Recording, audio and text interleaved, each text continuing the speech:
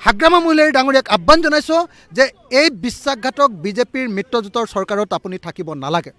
BPF দলো অসমীয়া জাতিৰ অসমৰ মানুহৰ এটা দল, গতিকে আমি অসমবাসী ৰাইজৰ হৈ আপোনালোকক অনুৰোধ জনাইছোঁ আপোনালোকে মিত্ৰজোঁটৰ চৰকাৰৰ পৰা ওলাই আহক আৰু প্ৰয়োজন হ'লে এই মিত্ৰজোঁটৰ চৰকাৰৰ পৰা ওলাই আহি হাগ্ৰামা মহিলাৰী নিজে মুখ্যমন্ত্ৰী হওক। মই অসম গণ পৰিষদকো আহ্বান জনাইছোঁ যে হাগ্ৰামা মহিলাৰীক মুখ্যমন্ত্ৰী কৰি গঢ়ি তোলক। এইকাৰণে যে এজন বড়ো মানুহে চাগে কেতিয়াও অসমৰ ইতিহাসত এনেকৈ মুখ্যমন্ত্ৰী হোৱাৰ সম্ভাৱনা নাই।